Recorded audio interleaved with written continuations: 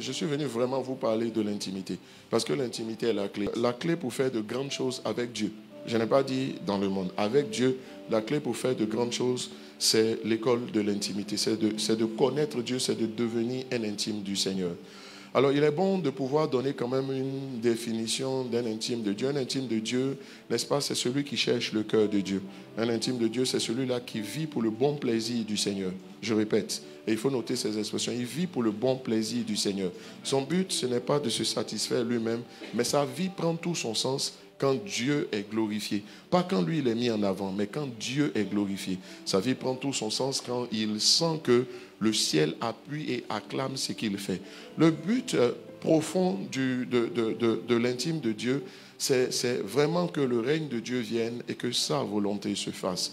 L'intime de Dieu, c'est quelqu'un qui comprend qu'en fait, aussi longtemps qu'il va soumettre sa volonté à celle du Seigneur, le ciel va l'appuyer, le ciel va l'accompagner, le ciel sera toujours ouvert.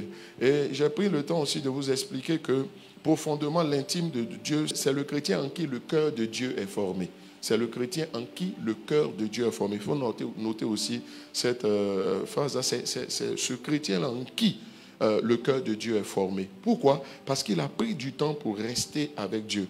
Ce matin, je réfléchissais, je me suis rendu compte que parmi même les fils spirituels que Dieu nous a donnés, sous l'autorité de notre Père spirituel, l'apôtre Mohamed Sanogo, ceux qui sont restés longtemps avec nous, tu vois, c'est ceux-là, ils sont différents de ceux qui n'ont pas eu vraiment du temps avec nous. Vous savez pourquoi? Parce qu'on a eu le temps de nous reproduire dans ces personnes. Ça veut dire que le fait de rester ensemble et le fait de rester avec Dieu fait que Dieu se télécharge en vous. En fait, vous téléchargez Dieu. Dieu se reproduit en vous. Et c'est ça que j'appelle le cœur de Dieu. En fait, quelqu'un qui a le cœur de Dieu, c'est une personne, c'est un chrétien en qui Christ a eu le temps de se reproduire. Vous savez pourquoi? Parce que c'est quelqu'un qui passe du temps avec Dieu. Et passer du temps avec Dieu ne se résume pas véritablement dans la prière. Il y a la prière, parce que la prière est l'élément de base, mais c'est quel type de prière? Ce n'est pas la prière qui consiste à rechercher des déblocages. Pourquoi? Parce que l'intime de Dieu ne met jamais son bien-être au devant du bien-être de Dieu, jamais. En Matthieu chapitre 6, verset 33, il va dire ceci, qu'il va dire, cherchez premièrement le royaume. En fait, l'intime de Dieu, premièrement, le règne de Dieu, parce que le royaume de Dieu, ça veut dire le règne de Dieu. Premièrement, la volonté de Dieu. Ça veut dire que l'intime de Dieu, vous le saurez, il va prier, et il va prier beaucoup, mais ce n'est pas le fait de prier beaucoup qui fait d'une personne l'intime de Dieu. C'est qu'est-ce que tu pries?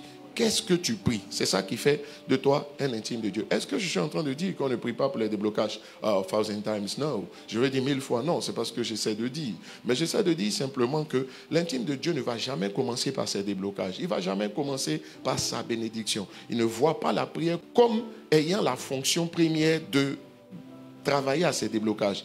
Pour lui, la fonction première de la prière, ce n'est pas que Dieu le bénisse. Ce n'est pas que Dieu lui donne quelque chose. La fonction première de la prière, dans la pensée, dans la conception de l'intime de Dieu, c'est Seigneur, vraiment, que ton cœur soit formé en moi. C'est quoi? Tu vois, je te donne les sujets. Que ton cœur soit formé en moi. Sa prière, c'est Seigneur, délivre-moi de moi-même. Parce que le principe est que tant que vous n'avez pas enlevé votre chemise, vous ne pouvez pas mettre une autre chemise, à moins d'être emmitouflé, comme on le dit, n'est-ce pas? Voilà, ça veut dire que vous êtes gonflé parce que vous avez porté beaucoup d'habits, mais vous allez remarquer que c'est Seigneur, délivre-moi de moi-même d'abord. Et la Bible le dit en Éphésiens chapitre 4. La Bible dit que vous avez appris avec Christ à vous dépouiller premièrement du vieil homme avant de revêtir l'homme nouveau. Ça veut dire qu'il n'y a pas de dépouillement, il n'y a pas de revêtement. Tu vois, parce qu'il faut se dépouiller. Donc il est là, il dit Seigneur, délivre-moi de moi-même. C'est quelqu'un qui prend beaucoup de temps à prier sur le cœur de Dieu. C'est quoi le cœur de Dieu? Vous savez, laissez-moi vous dire, le cœur de Dieu, c'est simplement le caractère de Dieu, n'est-ce pas? C'est ça. Et quand on parle du fruit de l'esprit, c'est le caractère de Dieu, simplement. Quand on dit le fruit de Dieu, c'est le caractère de Dieu, là. On nous le décrit. Le cœur de Dieu veut l'élévation, la grandeur des autres. Le cœur de Dieu pardonne. Le cœur de Dieu comprend les autres. Le cœur de Dieu se met à la place des autres. Le cœur de Dieu ne voit pas d'abord. Le cœur de Dieu est doux. Le cœur de Dieu est patient. Le cœur de Dieu, n'est-ce pas, il excuse tout. Le cœur de Dieu est tolérant. C'est toutes ces choses. C'est ça le cœur de Dieu. Parce que vous savez quoi? si vous n'avez pas pris le temps de travailler en vous le cœur de Dieu, le cœur de l'intime se dit ceci, Seigneur, véritablement, que les âmes soient sauvées. Ça dit que, en fait, son approche, c'est qu'est-ce qui ferait plaisir à Dieu? Et la parole de Dieu nous explique ce qui fait plaisir à Dieu. C'est que les âmes soient sauvées et que la terre tout entière soit remplie de la connaissance du Seigneur, comme le fond des mers est couvert d'eau. C'est ça le rôle de l'intime. Donc l'intime, c'est, Seigneur, que les âmes soient sauvées. L'intime se dit ceci, Seigneur, les bonnes œuvres que tu as préparées d'avance, n'est-ce pas? Ces bonnes œuvres, le bien des gens autour de toi. Pourquoi? Parce que Jésus a dit, j'avais faim, n'est-ce pas?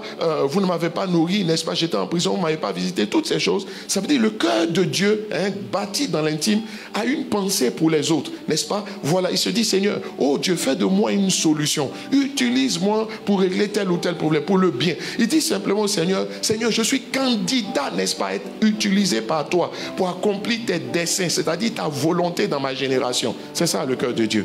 Et c'est quand il a fini de prier pour ça qu'il peut venir pour prier, pour dire ceci, Seigneur, débloque ma situation. Pourquoi? Parce que même lorsqu'on lit Matthieu chapitre 6, la prière du Notre Père, c'est Notre Père qui es aux cieux. Que ton nom soit sanctifié, que ton règne vienne, que ta volonté soit faite sur la terre comme elle est faite au ciel. Maintenant, donne-nous aujourd'hui. La prière de plusieurs qui ne sont pas les intimes commence par donne-nous aujourd'hui. Or, la prière ne commence pas par donne-nous. La prière ne commence pas par toi, elle commence par notre Père qui est aux cieux. Regarde, le donne-nous, c'est peut-être la 4e, 5e requête. Ça ne commence pas par toi, ça commence par Dieu. C'est ça la différence. Tu finiras là, donne-nous, mais ça ne commence pas par donne-nous. Parce que ta priorité, ce n'est pas toi. Ta priorité, c'est Dieu. Vous savez quoi? Je le disais que si vous n'avez pas pris le temps de travailler le cœur de Dieu, ce qui va se passer, c'est que, en fait, en tant que chrétien, potentiellement, Dieu le dit, nous devons faire des œuvres plus grandes. Mais il faut que tu saches pourquoi Dieu veut que tu fasses des œuvres plus grandes, afin que tu saches toi-même pourquoi tu veux que Dieu fasse avec toi plus qu'il ne le fait aujourd'hui. Vous savez, si vous n'avez pas pris le temps de bâtir le cœur de Dieu en vous, cherchez Dieu lui-même, pas ce qu'il donne, cherchez Dieu. Vous savez ce qui va se passer? Vous n'aurez pas de bonne motivation de cœur. Imaginez-vous quelqu'un qui n'a pas de bonne motivation de cœur. C'est là que viennent les coups bas sur le chemin de l'élévation, de la grandeur, les gens qui ne se donnent pas de limites, les ambitions démesurées. C'est tout simplement parce que les gens n'ont pas pris le temps de travailler le cœur de Dieu en eux, n'est-ce pas, à l'école de l'intimité. C'est-à-dire, ils ne sont pas allés pour que Christ se reproduise en eux. Ils n'ont pas passé du temps avec Dieu. Quand ils ont passé du temps avec Dieu, c'était pour que Dieu change leur situation. Ta situation peut changer sans que tu deviennes une meilleure personne. Ce que Dieu veut, c'est que tu sois une meilleure personne qui a une meilleure situation. C'est toutes ces choses-là que tu dois comprendre. Et c'est ça que notre Père spirituel nous enseigne toutes ces années. Et c'est ça le fondement de l'évangile. Une des choses, quelquefois, moi je prie, j'ai dit à notre Père spirituel, il n'a qu'à m'affecter. Tu vois, je veux aller commencer carrément une nouvelle œuvre. Vous savez pourquoi? Parce que je sais par quoi je commencerai. Je commencerai par l'intimité. Je commencerai par mettre ses bases. Je dirais clairement aux gens, les gars, chacun est libre de faire ce qu'il veut. Si vous êtes là, c'est moi qui suis le professeur. L'élève ne dit pas qu'est-ce que son maître doit lui enseigner. Donc on commencera par là. On posera ses fondations. Et d'ailleurs même, je veux même commencer une église où ce sera les jeunes. Les jeunes qui ont un passé évangélique vierge, où tu peux bâtir en eux, construire en eux. Ils vont grandir avec ces valeurs-là. Parce que c'est ça l'évangile. C'est ça l'évangile. C'est ça l'évangile. Construire la relation avec Dieu. Construire la relation. Et c'est dans l'intimité qu'on construit. Si vous pensez et vous négligez le côté école de l'intimité dans l'accès à la grandeur, mais vous allez voir que quand Dieu va vous élever, vous savez ce qui va se passer? Est-ce que votre cœur va s'abaisser? Mais si vous n'avez pas réussi l'école de l'intimité, quand votre cœur, Dieu va vous bénir, votre cœur va s'élever. Et c'est ce qu'on voit. Pourquoi aujourd'hui, quelqu'un comme notre Père spirituel, il ne s'arrête pas? Tout ce que la vie peut donner, il a. Mais pourquoi il continue d'avancer? Pourquoi il est resté la même personne depuis toutes ces années? C'est parce qu'il a réussi l'école de l'intimité. Vous savez quoi? Dans les grandes écoles préparatoires, dans les écoles préparatoires aux grandes écoles, n'est-ce pas? Vous allez remarquer que, en fait, si vous n'avez pas réussi les prépas, vous n'allez pas en classe en année d'ingénieur en tant que tel. Vous savez ce qu'on vous fait? On vous enlève et on vous met dans un autre système. Parce que dans le système élitiste et de qualité, vous avez échoué. On a fait les prépas avec des gens qui ne sont pas allés jusqu'au bout. Ils sont allés faire autre chose. Mais parce que justement, il y a des contraintes et il y a des obligations. C'est strict et c'est rigoureux parce que ça commence par le cœur. Garde ton cœur plus que toute autre chose, car c'est de lui que viennent les sources de la vie. Vous savez quoi? Si vous n'avez pas compris pourquoi Dieu veut vous permettre de faire de grandes choses, si vous passez de petites choses aux œuvres plus grandes, ça veut dire que c'est plus de personnes à aider. vous aviez moins d'influence, donc moins de personnes à aider. Si vous montez, c'est plus de personnes à aider. C'est-à-dire, vous voyez votre position étant comme un moyen pour répandre l'évangile. Vous voyez la position et l'élévation que Dieu vous donne comme des instruments entre vos mains pour changer la vie d'un plus grand nombre. C'est pour ça que vous ne voyez pas votre position de DG ou de directeur comme un moyen de vous mettre en valeur. Sinon, c'est ce que vous allez faire. Vous savez, dans la vie, on peut vouloir et ne pas pouvoir. L'apôtre Paul dit, j'ai la volonté, mais je n'ai pas la capacité. Romains chapitre 7, à partir du verset 7 et suivant. On peut avoir la volonté sans avoir la capacité. Qui ne sait pas qu'il faut être humble quand Dieu t'élève? Mais on ne décrète pas l'humilité, on travaille l'humilité. Et l'humilité, c'est travailler dans le temps que tu as passé avec Dieu. Dans le temps que tu passes avec Dieu dans l'intimité. Dans ce temps-là, tu vas prier. Dans ce temps-là, tu vas écouter la parole du Seigneur. Dans ce temps-là, tu vas lire des livres. Dans ce temps, le temps où tu restes avec Dieu, c'est tout l'environnement spirituel que tu crées autour de toi pour rester connecté à Dieu. Et quelquefois, tu n'as ni livre, ni toutes ces choses-là, mais en fait, ton esprit pense Dieu. Ton esprit, tu médites, n'est-ce pas, sur les projets, les desseins du Seigneur. Oh là là. C'est ça qu'il faut réussir. Regarde ce que Jean-Baptiste dit. Il dit, il faut que moi je diminue pour que Christ grandisse. Ça veut dire que quand toi tu es grand, Christ est petit. Et si toi tu as rendu Christ petit, tu vas avoir des problèmes. Le ciel va te combattre. Il ne faut pas laisser là où Satan ne peut pas t'arrêter. Il ne faut pas laisser Dieu devenir ton ennemi. La Bible déclare que Dieu abaisse les orgueilleux, il élève les humbles. Donc ça veut dire que si tu vois quelqu'un qui n'est pas grand, c'est qu'il est orgueilleux. Quel que soit ce qu'il dit. Tu n'as pas bien saisi ça. Si tu vois quelqu'un qui n'arrive pas à monter, quoique, alors qu'il est censé, la Bible dit que Dieu fait monter ceux qui sont humbles, c'est que tu n'es pas humble. Mais la conception que tu as de l'humilité a un problème. Je dis, quand tu vois quelqu'un qui est pauvre, la plupart du temps, c'est parce qu'il n'est pas humble aussi. Oui, je ne suis pas venu parler de ça, sinon j'allais te le démontrer. Laisse-moi même te donner un petit indice. Quand tu vois l'attitude que le pauvre a vis-à-vis du riche, tu comprends que c'est un orgueilleux en puissance. Pourquoi il s'abaisse autant devant le riche? C'est parce que dans sa conception, il va écraser les gens. Il est humble par circonstance.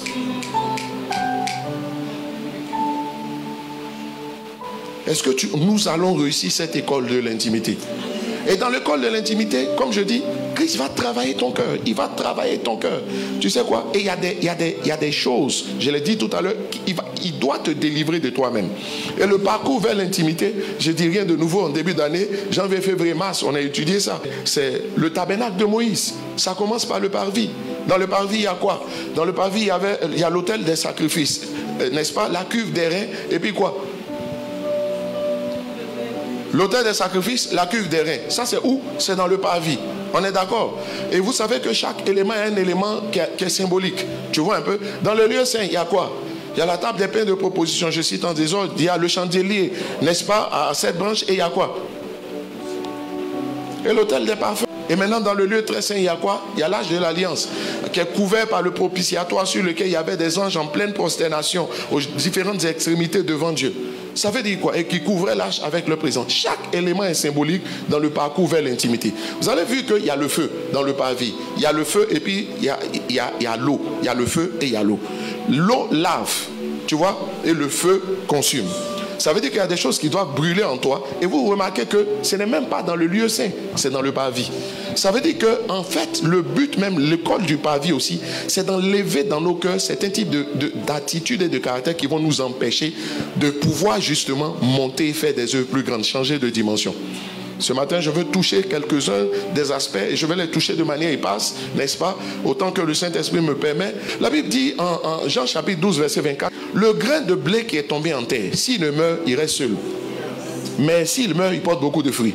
Ça veut dire que, donc s'il porte beaucoup de fruits, ça veut dire quoi? Ça veut dire qu'il va faire des œuvres plus grandes. Il va être plus productif. Et quelle est donc la condition, hein, Jean 12, 24, quelle est donc la condition, n'est-ce pas, pour porter plus de fruits? C'est de mourir. Mourir, c'est un renoncement. Mais c'est un renoncement volontaire. Mais parce que tu vois, que tu le veuilles ou pas, si tu refuses de renoncer à toi, Dieu va passer à l'autre phase qui est la phase du brisement. Le brisement est incité par Dieu, le renoncement est déclenché par soi-même. Mais ça veut dire que tôt ou tard, Dieu doit accomplir une œuvre en toi. Soit tu coopères, soit il se charge de toi. Ou la vie se charge de toi. D'une manière ou d'une autre. Dans tous les cas, tu ne peux pas échapper. Tu ne peux pas échapper. Vous savez, c'est ça là, ce que je dis là, c'est ça là qu'est l'évangile. Et le reste, ça se construit là-dessus. Ce n'est pas les 5 règles pour faire ça. C'est la base qui est là, que tu dois comprendre. Le problème, c'est que beaucoup ont construit leur vie chrétienne pas sur les bons fondements. C'est ça là, le fondement. Le fondement, c'est Christ. Or, Christ, c'est le Jésus de la croix. Donc, c'est la mort. C'est le renoncement à son moi. Le renoncement à son moi. Et à ses manifestations. Il dit que tu as la possibilité de porter plus, de faire des œuvres plus grandes. Mais est-ce que tu es prêt à renoncer à toi-même? Est-ce que tu es prêt à renoncer à toi-même? Vous savez, certains forts dans ta vie, lorsqu'il y a certaines attitudes qui sont dans ta vie, il y a certains types de comportements, attitudes intérieures, attitudes de cœur. Si tu n'as pas traité avec ça, tu vas faire beaucoup de combats spirituels. Mais tu vas te rendre compte que les démons qui arrivent quand même à te stopper. Regarde ce que Jésus a dit un jour face à l'enfant lunatique, le fils lunatique, le monsieur qui se jetait dans l'eau et dans le feu, n'est-ce pas? Matthieu chapitre 17, on dit se jetait dans l'eau et dans le feu. Et la Bible va dire qu'on l'a envoyé aux disciples pour le délivrer et ils n'ont pas pu le délivrer. Et Jésus va répondre pour dire, cette sorte d'esprit ne sort que par le jeûne et la prière. Tu vois, ça veut dire qu'il y a des gens, quand tu vois que malgré les jeûnes et prières, les impositions des mains, le pasteur, les paroles de Dieu dans sa bouche sont dangereuses. Tu vois, quand il déclare là, c'est trop incisif. Mais depuis il déclare dans ta vie à toi, il n'y a pas beaucoup de choses. Tu sais quoi? C'est-à-dire que tu es confronté à cette sorte d'esprit. C'est-à-dire quand on est en face de problèmes acariâtres, opiniâtres, têtus, persistants, tu es confronté à cette sorte d'esprit. Et il va dire cette sorte d'esprit ne sort que par la prière et par le jeûne. Ça veut dire que, toi tu pries, mais depuis là, cette sorte d'esprit n'est pas partie. Ça veut dire que tu n'as pas encore jeûné. Mais quel est le vrai jeûne? Allons en Ésaïe chapitre 58. La Bible va nous expliquer c'est quoi le vrai jeûne. Ésaïe chapitre 58, à partir du verset disons 3. Que nous sert de jeûner si tu ne le vois pas? De mortifier ton âme, tu vois, si tu n'y as point égard. De mortifier ton âme si tu n'y as point égard. Ça veut dire quoi? Ça veut dire que le vrai jeûne concerne des actions particulières que tu vas mener sur des œuvres de ton âme. Ça veut dire que ton âme produit des œuvres. Là. Il dit que nous sert-il de mortifier notre âme alors que nous sert-il de jeûner si tu ne le vois pas? Ça veut dire quoi? De mortifier notre âme. Ça veut dire que le jeûne implique la mortification de notre âme. Quand on parle de la mortification de notre âme, ça veut dire que l'âme produit des œuvres. Et l'âme qui produit des œuvres, c'est le moi en expression. C'est le moi qui s'exprime. Ça veut dire qu'il y a des œuvres du moi auxquelles tu dois renoncer. C'est quoi le moi? Le moi, c'est ton individualité. C'est ce qui fait foncièrement et de manière caractéristique que tu es toi et que tu n'es pas moi. C'est ce qui te distingue une personne d'une autre. Ici, je ne fais pas de la philosophie. J'explique la parole de Dieu par la parole de Dieu. C'est ça le moi. Le moi, c'est l'association de la vie du corps et la vie de l'âme. L'âme est le siège de nos émotions, de nos sentiments et de nos pensées. Tu vois un peu? Ça veut dire qu'il y a des types de pensées. Vous savez, quand quelqu'un est en colère, c'est qu'il pense qu'on se fout de lui. Ou bien il pense qu'on l'a contrarié. Ça veut dire qu'une émotion est créée engendrée par un sentiment, par une pensée. Une émotion engendrée par une pensée. C'est une pensée là qui a créé. Pourquoi tu souris? C'est parce que tu dis il y a une bonne nouvelle. Pourquoi est-ce que tu t'extasies? Parce qu'on t'a dit ce que tu veux entendre. Mais quand on te dit ce que tu ne veux pas entendre, tu te mets en colère. Ça veut dire qu'un sentiment ou une émotion engendrée par une pensée, c'est le fruit d'une pensée. Mais ton âme a des manifestations. Et les manifestations de ton âme, là, on dit, jeûner, là, c'est mortifier son âme. Je n'ai pas dit qu'il ne faut plus aller jeûner privé de nourriture. Il y a beaucoup qui ont envie de grossir, donc ils ne veulent pas écouter ça. Mais jeûner, là, c'est se priver de nourriture. Mais depuis que tu te prives de nourriture, il dit, ça ne sert à rien de te priver de nourriture si tu ne vas pas mortifier ton âme. Parce que ton âme, là, il faut la mortifier. Et ton âme, là, c'est les manifestations de ton moi, là. Il faut renoncer à certaines. Et je vais citer les points, tu vas voir que chaque élément contribue à la grandeur. Ou encore à produire des œuvres plus grandes. Are you still with me? Yeah. Tu vois? Yeah. Est-ce que tu es prêt à jeûner? Et il va continuer, Ésaïe 58, pardon. Voici le jour de votre jeûne, vous vous livrez à vos penchants et vous traitez durement tous vos mercenaires. Ça veut dire quoi? Le cœur, vous jeûnez, vous privez de nourriture, mais votre cœur est mauvais. Ça veut dire que jeûner, là, c'est de mortifier ton âme. Ça dit, va voir quels sont les sentiments de ton âme. Et il va continuer par dire au verset 4. Il dit, ceci, voici, vous jeûnez, vous vous disputez, vous frappez méchamment du poing. Vous ne jeûnez pas comme le veut ce jour pour que votre voix soit entendue en haut. Ça veut dire quoi? Ça veut dire que l'état de ton moi peut faire que tu jeûnes, tu parles, mais le ciel ne t'entend pas. Tu sais pourquoi? Parce quelqu'un peut parler au bout du fil, et puis toi aussi tu parles, et il parle, tu l'entends pas. Pourquoi? Parce qu'il y a des interférences dans tous les cas. Et il dit, allô, je ne t'entends pas. Il faut parler plus fort, Et il ne parle pas fort ici. Il parle plus fort, mais il y a que la ligne est brouillée. C'est la même chose qui arrive à certains. Ils prient beaucoup. C'est pour ça que moi, je ne respecte jamais ceux qui prient beaucoup et puis il y a peu de résultats. Tu ne peux jamais m'impressionner dans ma vie si tu pries beaucoup. Où sont tes résultats? On est dans un monde où il faut sortir tes preuves. Voilà, Jésus a dit, si tu ne crois pas à cause de ce que tu dis, crois au moins ce que je fais. Ça veut dire qu'il y a un élément qui est le juge de paix. Le vrai juge de paix, là, c'est où sont tes œuvres? Ta prière a engendré quoi? Si ta prière n'a rien engendré, tu es un affabulateur, un apprenti sorcier gargamélique. Tu fais du... Tu es allé à l'école de Gargamel. Oui, c'est ça en vérité. Excuse-moi, hein, ça n'a rien d'injure. D'accord? Mais je dis, mais tu es en train de te distraire. Je veux parler à certains pour que vous redressiez. Pour faire... En fait, je ne sais pas moi. C'est une action doit produire un résultat. Mais tu poses l'action, il n'y a pas de résultat. Une fois, deux fois, trois fois. Et puis tu es dedans. Et tu as des gens qui pour t'admirer. C'est comme un président qui se lève, il s'est planté. Et puis il est content. Lui, sa joie là, c'est de planter. Tu ne moissonnes jamais. Depuis qu'on mange la semence. C'est la moisson, c'est la récolte qu'on mange. Est-ce que la parole fait du bien à quelqu'un? Est-ce que tu es prêt à travailler sur ton moi? Est-ce que tu es prêt à mortifier ton âme? C'est là que beaucoup échouent. Et ce qui fait qu'ils ne vont pas bien loin dans l'échelle de valeur de la grandeur que Dieu avait prévu de leur donner. Quand tu es là, tu sens que ta vie est en dessous des standards que Dieu a définis pour toi. Quelquefois, tu peux sentir. Comment tu le sens? Quelquefois, regarde.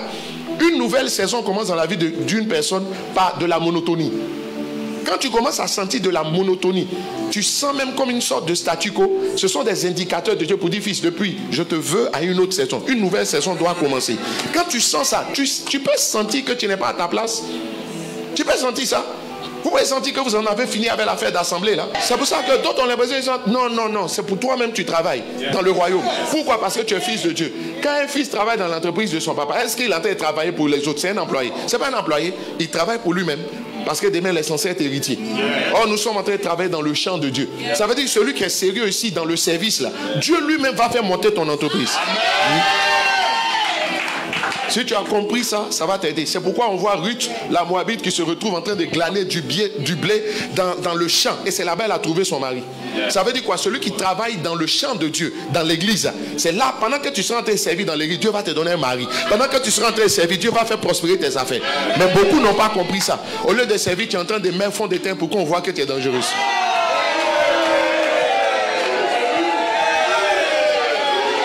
On dit de servir, de travailler à gagner les âmes, de faire le service d'autres. Tu n'as rien compris. Toi, tu vois le service, tu cherches à quelle position on va mieux me voir. Tu vois? Peut-être tu allais te mettre dans l'accueil pour qu'on te voit mieux. Je ne parle pas contre l'accueil. Peut-être tu viens te mettre dans les champs pour qu'on te voit mieux. Tu n'as jamais accepté d'aller à la com parce qu'ils sont cachés dans leur bureau. Tu vas voir que Ruth, qui n'était pas bien habillée là, c'est elle qu'on a remarqué. Je suis venu parler à quelqu'un. Servez dans l'église. Servez dans l'église. Battez-vous. Servez dans l'église. Mettez-vous à la disposition du pasteur. Vous dites, pasteur, nous voici, on veut faire avancer l'œuvre. Tu n'as pas dit amen.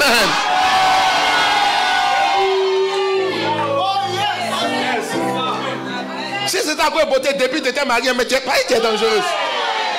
Dieu t'a béni, tu es dangereux, mais j'ai dit, depuis là, tu n'as pas vu que tu es. C'est pas que tu ne sais pas. Ruth la Moabite, elle ne sentait pas bon. Je n'ai pas dit ne pas bien sentir. Elle ne sentait pas bon, mais Dieu l'a béni. Un gars qui est riche, et puis il regarde une femme qui est sale, il dit elle. Mais tu sais quoi? C'est son comportement, il a vu. Ouais, lui, il a l'argent. Il sait que c'est pourquoi dans le parvis, il y avait le feu et puis l'eau. L'eau là, c'est pour laver. Le feu là, c'est pour consumer. C'est-à-dire, on règle un problème et puis une maison, même qui est propre, elle a besoin d'être balayée pour rester propre.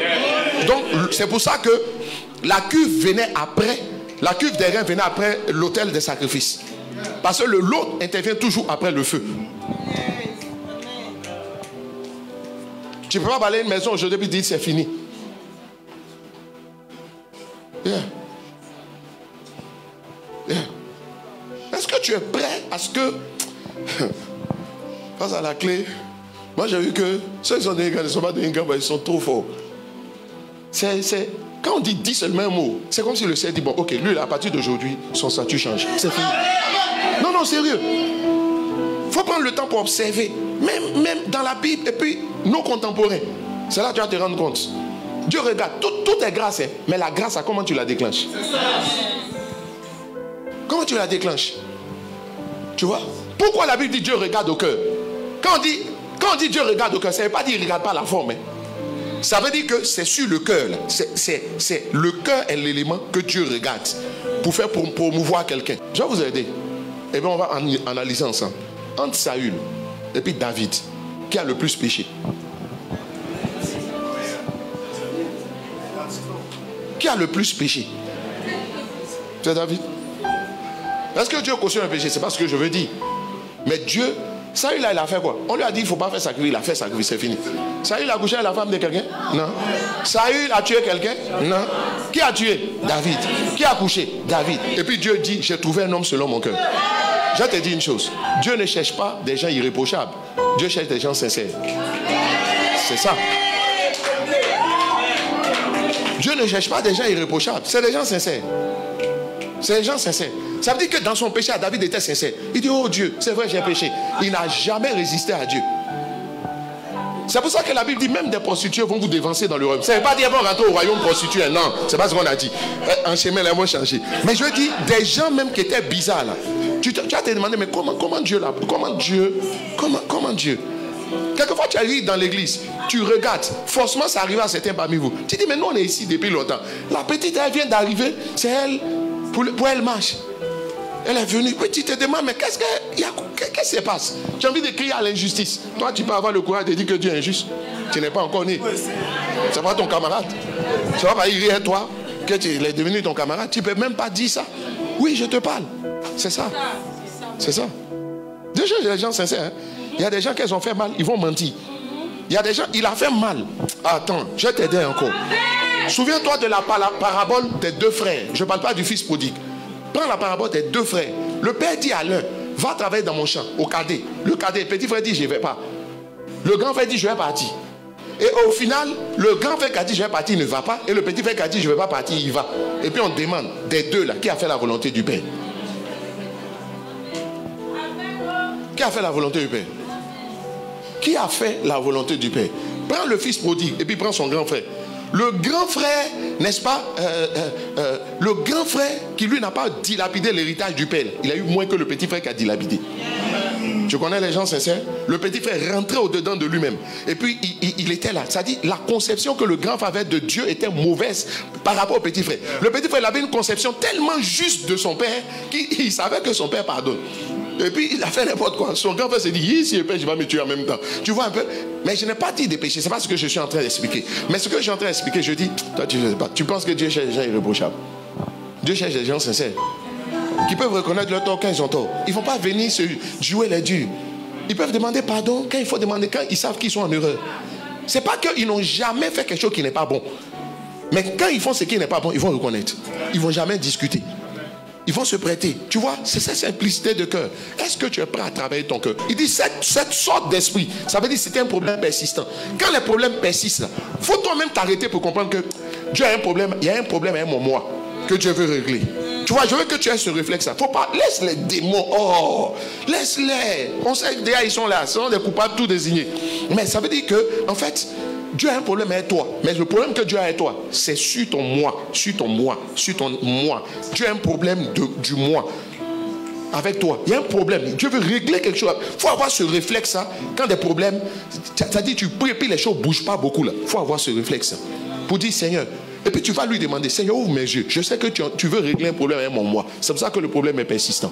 Et c'est là qu'il va nous dire, vous priez, c'est bien, mais il faut jeûner. Mais de quel type de jeûne? Le jeûne qui consiste à se débarrasser de certaines mauvaises manifestations. Il y a des attitudes de ton moi qui doivent partir.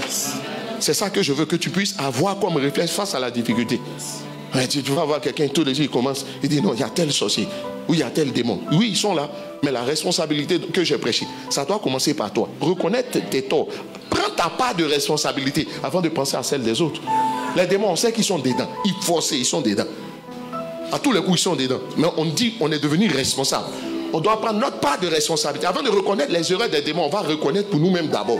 Tu dois comprendre, Seigneur, tu as un problème avec moi. J'en suis persuadé. Parce que sinon, ce problème, avec les prières, avec les jeûnes qu'on fait, ça devrait avoir changé. Avec les enseignements. Mais Seigneur, dis-moi, qu'est-ce que tu veux régler en moi, dans mon comportement, dans mes attitudes intérieures? Que quelqu'un dise Amen. C'est ça, ce type de jeûne, ça dit tu t'assois. C'est ça l'adorateur, c'est ça l'intime fait. L'intime fait des check-ups réguliers. Vous savez, il y a un médecin qui me disait, il dit, pasteur, ceux qui travaillent beaucoup là, doivent faire beaucoup de bilans de santé. Sinon, en temps normal, c'est une fois par année. Tu vois? Sinon, 2 fois. Mais il m'a dit, pasteur, avec ton rythme, je te conseille de faire chaque 3 mois. Et c'est là il va m'expliquer que plus le niveau de responsabilité de stress quelqu'un est élevé, plus les boss, les chefs d'État, eux, ils font ça chaque mois. Oui, parce que les gars travaillent trop. Tu sais comment ils travaillent? Ça bosse, hein? Tu penses être plus on monte, plus on se repose. Non, hein? Tu connais pile de dossiers, on leur donne chaque jour pour lire. Tu vois? Donc, en fait, je suis en train de t'expliquer quoi? Je suis en train de t'expliquer tout simplement que tu dois t'asseoir et puis dire, Seigneur, en fait, des check-ups réguliers. Tu es devant Dieu et dis, chaque jour, pour dire, Seigneur, dis-moi. David a dit, sonde-moi, ô Dieu, et connais mon cœur. Il n'a pas dit connais mes œuvres, il dit connais mon cœur. Éprouve-moi et connais mes pensées. Parce que mes pensées vont engendrer des sentiments. Et des sentiments vont engendrer des actions. Pensée, sentiment, action. Pensée, sentiment, action. Pensée, sentiment, action. Quelqu'un qui agit mal, il faut savoir qu'il y a une mauvaise pensée qui est née dans son cœur, qui a créé un sentiment. C'est le sentiment qui fait qu'il a fait ce qu'il a fait. Il te boute parce qu'il y a une mauvaise pensée qui a commencé. Tu vois? Et il s'assoit et il dit, sonde-moi, ô Dieu. Je crois, aidez-moi à trouver le passage. Rentre simplement, sonde-moi, ô Dieu. Il dit, et connais mon cœur. Éprouve-moi et connais mes pensées. Regarde si je suis sur une mauvaise voie. C'est un check-up régulier. Régulièrement, tu viens et puis tu dis, oh Seigneur, sonde-moi, ô Dieu. Sonde-moi, ô Dieu. Vous savez quoi? C'est ça la sincérité que Dieu cherche. Il y a des gens, c'est comme tu dis à quelqu'un, il dit, si j'étais offensé, pardon. Ça veut dire, il ne sait pas, il ne reconnaît pas qu'il t'a offensé. C'est quelle façon de s'exprimer. Tu vas se mettre devant Dieu. Il y a d'autres mecs qui ont envoyé ça chez Dieu. Seigneur, s'il y a péché, pardonne-moi. Tu ne sais pas ce que tu as fait. Psaume 139, verset 23. C'est ça? Voilà. Psaume 139, verset 23. Aïe, aïe, aïe. Sonde-moi, ô Dieu. Au début de mois, tu t'élèves. Quand on dit on va consacrer le mois là, c'est parce qu'il faut comprendre la pensée de notre Père spirituel. Ça veut dire qu'un mois qui commence, on remet les compteurs à zéro. Toi, tu vas commencer un mois sans aller devant Dieu pour demander à Dieu, Seigneur, qu'est-ce que tu veux régler dans mon cœur? Tu veux commencer un nouveau mois à traîner des problèmes persistants dans un autre mois? Ou bien toi, tu as compris simplement, quand venir faire étanche ma soif, puis c'est fini. Et puis tu t'en vas. Tu n'as pas compris l'idée qui est derrière. Il y a l'esprit de la loi, et puis il y a la loi. L'esprit de étanche ma soif là, c'est qu'en début de mois, on doit faire des check-up. On doit prendre du temps. On ne peut pas commencer quelque chose qui est nouveau sans le commencer avec Dieu. C'est la même idée là qui fait qu'à la traversée, on commence une nouvelle année dans la présence de Dieu. Tu vois, on commence un nouveau mois dans la présence de Dieu. Mais c'est une façon d'aller se checker. Tu vois, il faut lire entre les lignes de ce qu'on fait. Ça aussi, c'est la sagesse et l'intelligence dans la marche, dans la marche avec Dieu, dans la marche avec son Père spirituel. Chaque chose qu'on fait, hein, pourquoi? Si tu ne comprends pas le pourquoi, est-ce que tu peux en tirer le meilleur profit? Il dit, David dit, sonde-moi, oh Dieu. Psaume 139, verset 23. J'aime trop ce passage. Et connais mon cœur. Il dit, c'est toi qui connais mon cœur. Éprouve-moi. Il ne faut pas aller chercher midi à 14h. Prends le même verset. Et puis tu fais la même prière. Sonde-moi, oh Dieu. Et révèle-moi mon cœur. Éprouve-moi, Seigneur. Et révèle-moi les pensées que j'ai qui ne t'honorent pas. Regarde si je suis sur une mauvaise voie. Verset 24. Et conduis-moi sur la voie de l'éternité. Ça, c'est la prière de quelqu'un qui est sincère avec Dieu. C'est vrai, quelqu'un qui vient dire, j'ai péché, je demande pardon pour j'ai mal parlé, je demande pardon pour j'ai chose, je demande pardon. C'est une récitation. Est-ce qu'il y a une différence entre... en fait, ce que David fait, il dit, Seigneur, dis-moi, c'est toi qui es mon miroir. En fait, quand tu t'en vas devant ton miroir, là, tu t'en vas consulter ton miroir pour que ton miroir te dise ce qui ne va pas sur ton visage. Ou bien ce qui ne va pas sur ton habit. Mais si tu remarques bien, là, le miroir peut te dire qu'il y a un point qui doit être caché, mais il ne va jamais guérir le point qui est caché. Ce n'est pas son rôle. La balance, elle va te dire que tu fais du surpoids ou bien tu fais du sous-poids, mais la balance ne va jamais régler ton problème de poids. C'est pour que après ça, toi-même, tu te lèves pour partir. Donc Dieu va te dire que ça ne marche pas, mais ce n'est pas Dieu. Depuis quand la balance fait maigrir les gens? La balance, elle va te dire ton poids. Quelquefois, la balance, ça t'énerve, mais c'est la balance. C'est son rôle. Son rôle n'est pas de, tu vois. C'est pour ça qu'il y a d'autres qui disent, oh Seigneur, transforme-moi. Et puis toi, tu as fini la prière. Dieu va te transformer en te montrant quel est le problème. Mais il va voir ta sincérité. Comment tu vas pleurer devant lui pour dire, oh Seigneur, aide-moi. Parce que je peux vouloir sans avoir la capacité.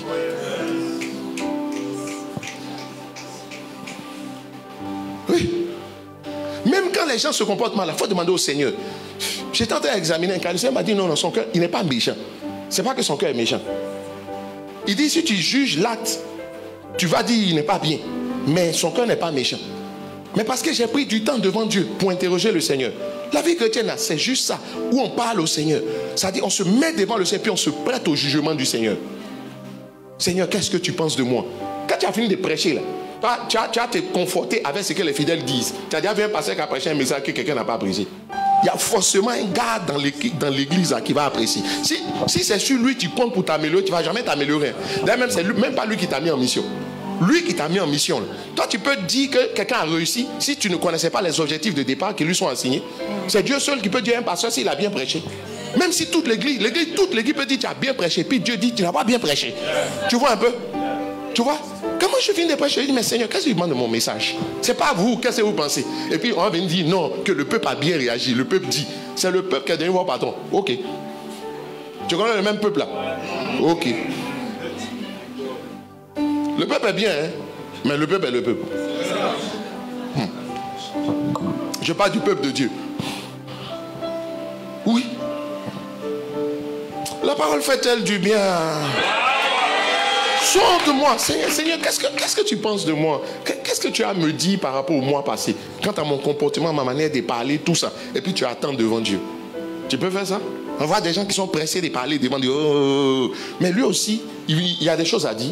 Tu prends le temps de savoir, de t'interroger sur ce que lui pense. David dit, regarde si je suis sur une mauvaise voie. Et puis il dit, conduis-moi. Ça veut dire si je suis sur une mauvaise voie, il faut me dire. Mais toi, tu vois ce que les autres peuvent pas voir. Ça ne veut pas dire que les autres ne voient rien. Parce que Dieu aussi, c'est ton frère qui est à côté de toi.